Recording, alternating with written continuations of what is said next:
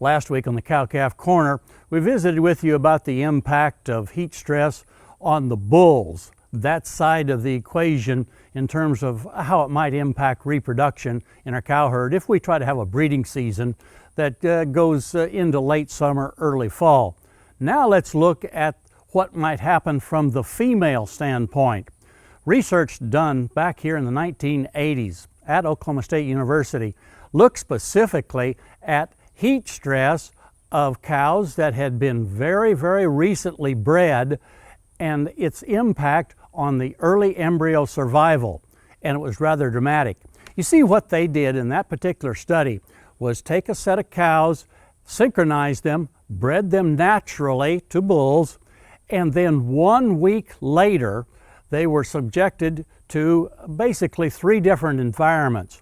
One was a control environment where they were left at about 71 degrees around the clock, very, very comfortable situation.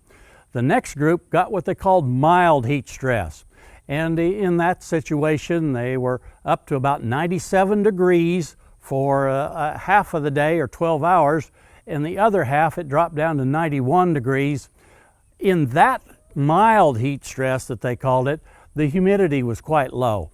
The last group was put in what they called severe heat stress. Again, the temperatures were up there, 97 degrees for daytime, 91 degrees for nighttime, but now they raised the humidity up to about 40%. As they followed these cows through this 1 week period of heat stress and then examined them to see which embryos were still alive, they found quite a difference in the 3 groups. 83% of the cows in the control environment still had a live, viable embryo. Only about 64% of the cows that got the mild heat stress still had a live, vigorous embryo that had a chance to survive, and it dropped clear down to 50% of those in the severe heat stress, and that's actually only after 1 week of the heat stress that took place. The other part of this, if you look at the bottom of this particular table, is the growth or the size of the little conceptus. That's the embryo plus any fluids that were developing in those first few days. And you'll see a dramatic decrease in the size of that conceptus as we get more and more heat stress involved, to the point to where even though there was only 50% of those that were severely heat stressed still alive, they were very much compromised.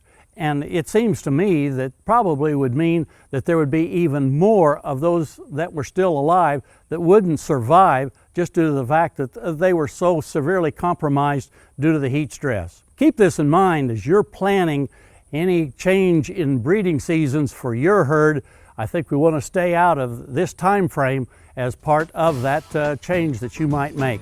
Hey, we'll look forward to visiting with you again next week on Sunup's Cow-Calf Corner.